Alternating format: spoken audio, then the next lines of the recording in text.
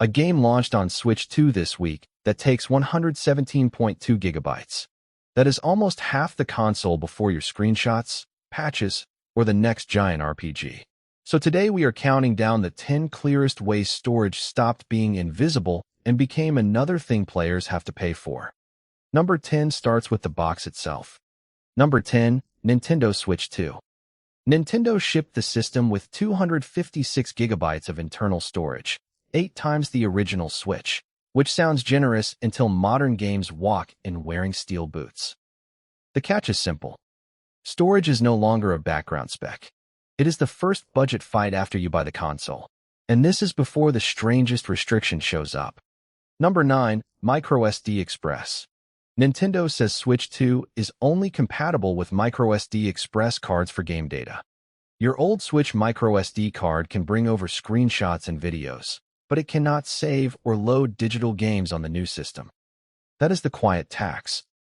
The slot looks familiar. The cards in your drawer are not. Number 8, the 256 gigabyte card. Best Buy lists Nintendo's Samsung microSD Express card for Switch 2 at $59.99.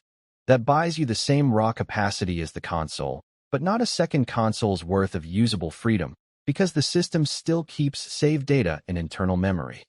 $60 for breathing room is not dramatic. That is why it works.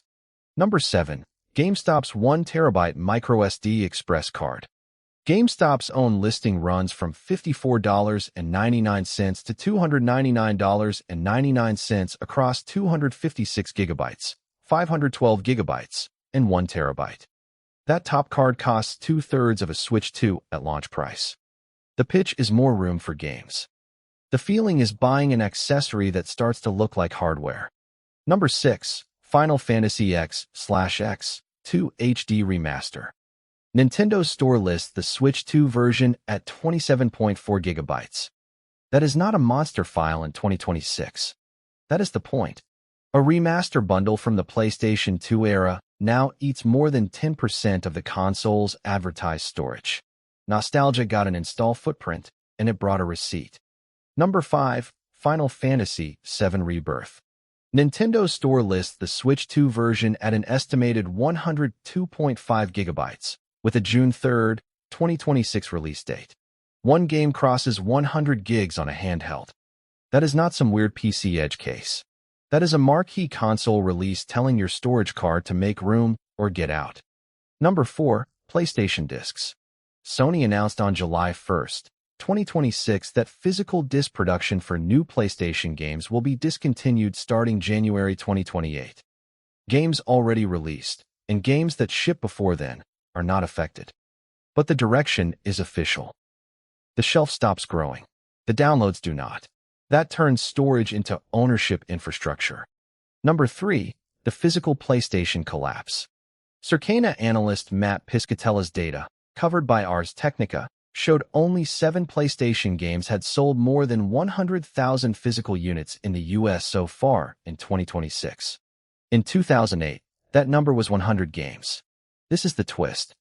Sony did not push discs off a cliff. Players had already walked away from the edge. Number 2, Xbox Series X. Microsoft announced that on August 1, 2026, 1 terabyte Xbox models would rise by $150. The disk drive Series X moved from $649.99 to $799.99. That is a console going the wrong direction 6 years into a generation. Consoles used to get cheaper with age. This one got a storage era surcharge. Number 1, Final Fantasy XIV Online on Switch 2. Nintendo's official store lists the file size at 117.2 gigabytes, and the release date as August 4, 2026. Square Enix's own requirements say 120 gigabytes minimum. One MMO lands on a 256 gigabyte handheld and immediately claims almost half the box. That is the whole story in one number. The games got bigger, the storage got pricier, and the player got handed the gap. That is the storage era. Not glamorous, not optional. Just another line item between the game you bought and the game you can actually keep installed. Which one got you? The 117 gigs, the The $799 Xbox or the dead old SD card? Tell me below. This is Signal Tomorrow. I'm Andrew.